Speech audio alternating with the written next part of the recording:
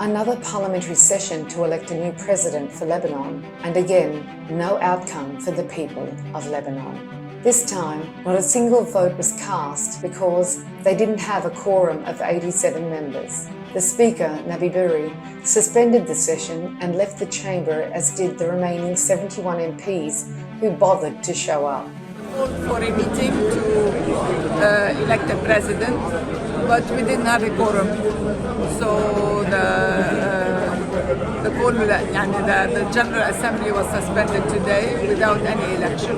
The lack of a quorum resulted from Gibran Bassil's Tayyar party boycotting the session due to the symbolism of the day.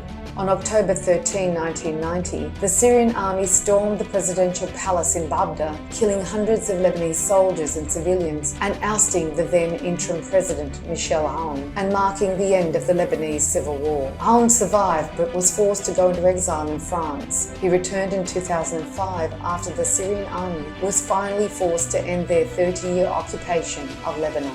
Michel Aoun was elected president of Lebanon in 2016 and his term ends on October 31st, 2022. The Hezbollah and Amal parties, who are in a loose alliance with the Tayyar party, also boycotted the session, causing the shortfall and the suspension. This caused great frustration amongst the MPs who I spoke with today, including independent MPs Jamil Al-Sayed and Independence Movement MP Michel Mawad, as well as Change MPs Yassin Yassin, Firas Hamdan, Milkham Khalaf and Mark Dow, who had this to say. It's as simple as today MPs failed to show up to do their duty.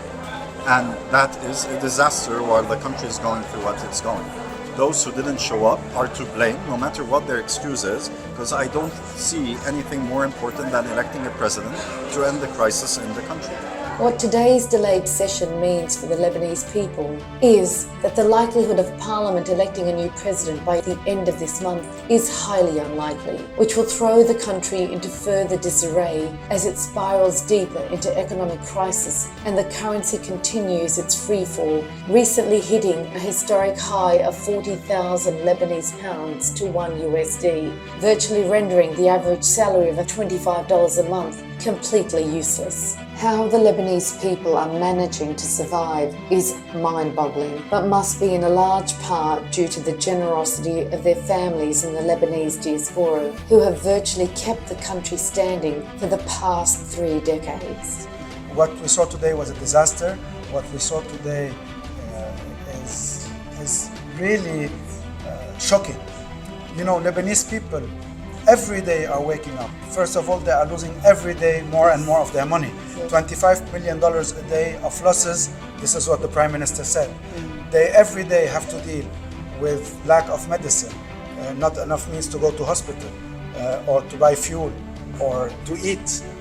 Every day, each Lebanese is losing one of his children because they have to leave the country.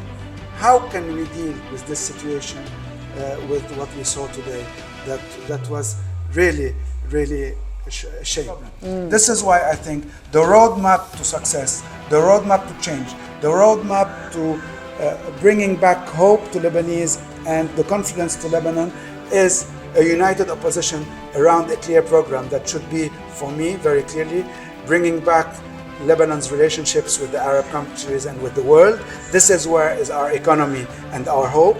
Bringing back the logic of a sovereign state, which means one decision making and arms under the monopoly and the monopoly of arms, going back to the constitution, to Ta'if, with an independence of justice, the independence of administration, decentralization, and of course all the economic and financial reform to build a free economy, a productive economy, and a more just economy. Free and fair. Free and fair.